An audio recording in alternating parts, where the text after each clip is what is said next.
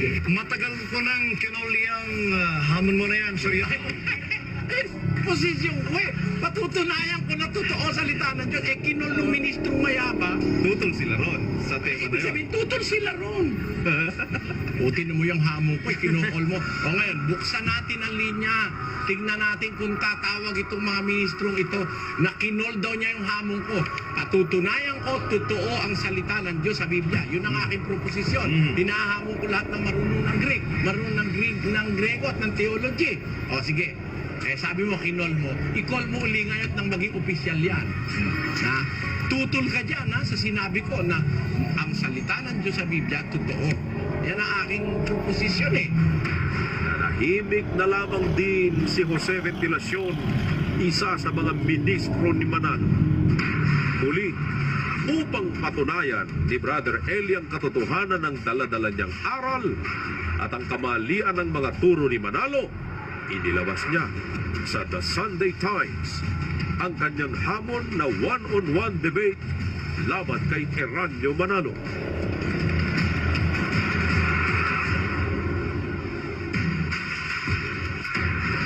I therefore urge you now to settle our doctrinal differences once and for all and put an end to the unchristian kind of spiritual warfare being introduced in your program that only tends to muddle the real issues and deviate from the biblical truth.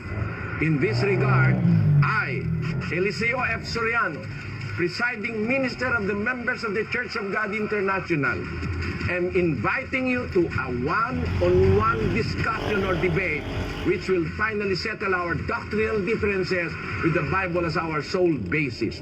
The most logical venue, viewership-wise and security-wise, is our respective television studios to be simultaneously covered live worldwide via satellite. I will be waiting for your response for us to discuss the mechanics, hoping that you will live up to the INC's earlier tradition of courage in defending its faith, no matter how hopeless. Very truly yours. Sumagot naman ang mga ministro ni Manalo. Subalit, ayon sa kanila, The Manila Times, nakikita po nyo sa inyong TV screen, alang-alang doon sa mga nanonood. Monday, March 28, 2005. For the Iglesia ni Cristo's response, what's ang tamang daan? panoorin daw sa ang tamang daan ang sagot ng Iglesia ni Kristong Tao ukol sa one-on-one debate na hamon ni Brother Eli Soriano kay Eranio Manalo. Ang tanong, ano ang naging sagot ni Eranio Manalo? Kaya nga, sabi ng ating tagapamahalang pangkalahatan, ang sinasabi sa iyo, Mr. Soriano. Sandali May hamon si Soriano, ang gusto niyang makalaban ang kapatid ni Eranio Manalo. Anong sagot ng kapatid ni Eranio? Ang sabi sa iyo, ganito, Soriano, patunayan mo muna, makipagdebate ka muna sa Papa ng Iglesia Katolika at maglalating ka nga, sabi sa iyo, at saka tatanggapin yung hamon mo sa tagapamahalang pangkalahatan ng Iglesia ni Cristo. Pag hinarap ka ng Papa sa Roma, haharapin ka na rin ng tagapamahalang pangkalahatan sa Iglesia ni Cristo. Ito ay maliwanag na tanda ng karuwagan. Ito ay sagot ng isang hindi lalaban. Sa wakas, nagdeklara na rin ng kanyang tindig si Eranio Manalo. Umamin din na hindi niya kayang labanan sa one-on-one debate si Brother Eli Soriano.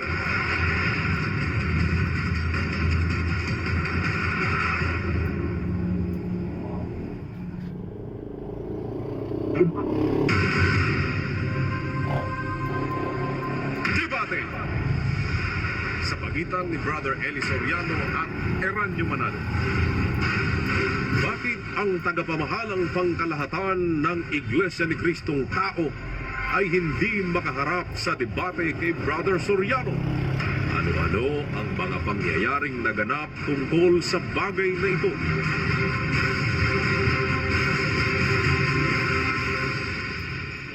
Taong 2000 hanggang 2001, ay masigla ang mga taong sumasadya sa studio ng SBN 21 upang magtanong ng harapan kay Brother Eli sa palatuntunang ang dating daan.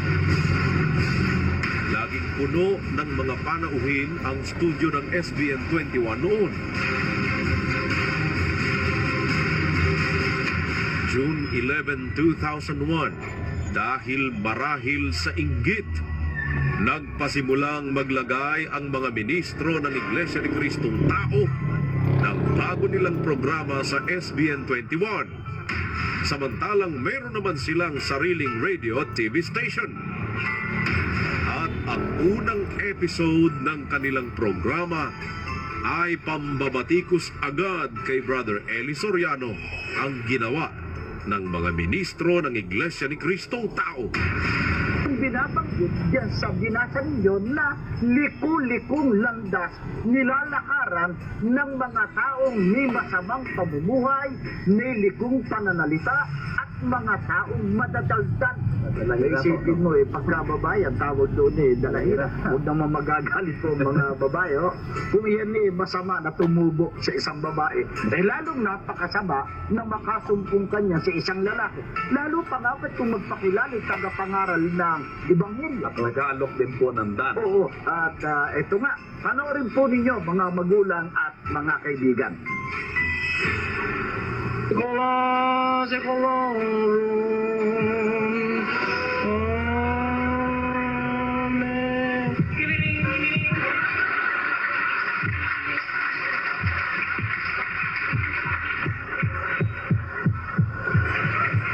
Ano? May atake pa ron? Walang atake. Wala nga. May pagtutuwid ba? Kaya nung ikaw ay bata, ang paniwala ay mali. Ngayon naghihingalo ka na, mali pa rin ang paniniwala mo hanggang ngayon. Ang napanood po ninyo sa inyong mga TV screen, mga kababayan, ay si Mr. Eliseo Soriano ng ang dating daan. Siya raw ang punong tagapangasiwa ng ang dating daan, kapatid na rin. Ang kanila pong samahan ayon sa kanila, mga kaanib sa Iglesia ng Diyos kay Kristo Jesus, haligi at saligan ng katotohanan sa bansang Pilipinas Incorporated. Yung program po nila, ang dating daan. At ang kapansin-pansin, ginawa nilang katunog ng ang dating daan ang kanilang palatuntunan sapagkat ang ginamit nilang pamagat ay ang tamang daan. Nagkaroon ng sagutan habang lumilipas ang mga araw. Dahil sa sagutan, isang ministro ng Iglesia ni Kristong Tao ang hindi nakatiis at nagsadya kay Brother Eli sa palatuntunang ang dating daan. Siya ay si Karomi Espanyol, isang pastor at ministro sa Iglesia ni Kristong Tao. Ang kanyang sadya kay Brother Eli Soriano ay gusto sana nating masaksihan yung tunggalan niya sa pagitan ninyo at ng Iglesia ni Cristo. Kaya naman sinikap ko na maging kasangkapan dito sa pangyayaring ito. At ang totoo, sa ginagawa ko ito, baka matodas pa ako nito. At yan po, ang totoo niyan. Katunayan marami na pong tumatawag sa akin. At ang sagot ko lang, basta ako, sige lang, trabaho to, walang personalan.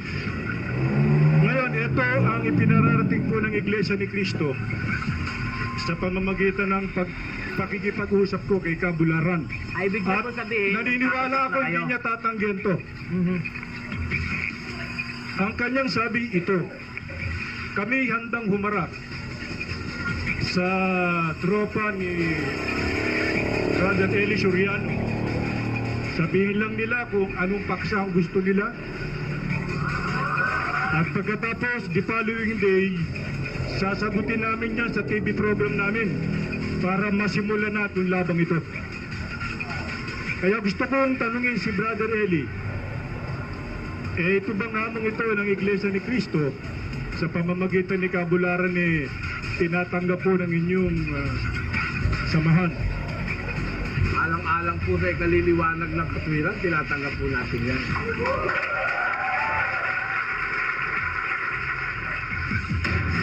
Sa halip na sang-ayunan ng mga ministro ni Manalo ang mga panukala ni Karomi Espanyol, ang kanilang isinagot ay May lakas pa naman ang loob na maghamon ng debate, kapatid na John. Naghahamon ba? Oo, ganun po eh. Pero merong nakapagbalita sa akin na ang gusto ro yata ni Mr. Soriano ay dalawa lamang kami doon sa kwarto. Doon sa kwarto. Ayaw kayong pasamahin. Magsisilas kami yan. Delikado pagka ganun. Kaya Duda na ba ako pag Kaya nga mabuti ay huwag na nating pansinin yun. Dahil ito naman ginagawa po namin, running debate na ito eh. Ano pa ba naman ang gusto niya? running debate na raw. Ito ang kanilang naging palusot. Dahil dito'y nag-abang ang maraming kababayan kung haharap ba o hindi sa mga ginoong debate sa telebisyon ang panig ng Iglesia ni Kristong Tao laban kay Brother Eli Soriano. Muli, isang aktibong miyembro na handog sa Iglesia ni Kristong Tao ang hindi na rin nakatiis at nagsadya sa programang Ang Dating Daan. Siya ay si Ka Cesar Adamos. Ang kanyang nais, Pag hindi ho natuloy ang debate, pwede ho ba, Kylie, doktrinahan mo ko? Yun lang ho ang hihintayin ko. Matagal na ako naghihintay. Kasi napakarami na hong instansya na ako'y pinapanalangin ko. Pinapanalangin ko yan hanggang lumabas yung ang tamang daan na yan. 4 na beses ho akong tumawag doon. Niisip ko kung paano ako magiging maliit na kasangkapan man lamang. Matuloy man lamang yan. Kasi hindi ho matanggap ng aking kalooban na ang Iglesia ni Cristo ay hindi haharap sa isang debate na ganyan. Sapagkat hindi ko ho naranasan sa buong buhay ko nang ako niyan doon na mayroon hong inatrasan ang Iglesia ni Cristo sa debate. Kaya ngayon po ay umaasa pa rin ho ako. Anong petsa ho ngayon? Agosto ho ngayon. Siguro. Agis po, Agis. Agis. Siguro hanggang katapusan. Hanggang katapusan na siguro na Agosto kung wala po ang sagot. Primero, dudoktrinahan ko na kayo. Aha.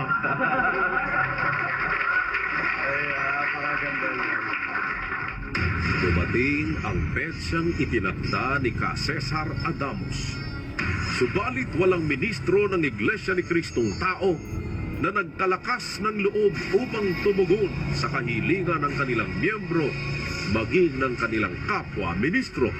Gahong hindi ko malaman kung anong sasabihin ko ngayon dahil now 2 oras at kalahati na lang ho yung deadline ko eh. Kaya lang, sabi nga, meron tayong kasabihan na a man of words and not of deeds is like a garden full of weeds. Kaya dapat ho gawin natin yung ating mga sinasabi. Tama po yun, dapat po talaga yun. Hindi ko ho talaga matanggap na hindi sila lalaban. Kaya tutuloy ko na ho yung pagpapadoktrina. Sino ba magdodoktrina sa akin? Mamili na po kayo. Kaya si Brother Joseph. Maraming mga kababayan ang nagtataka bakit ganoon katakot ang panig ng Iglesia ni Kristong Tao kay Brother Eli Soriano.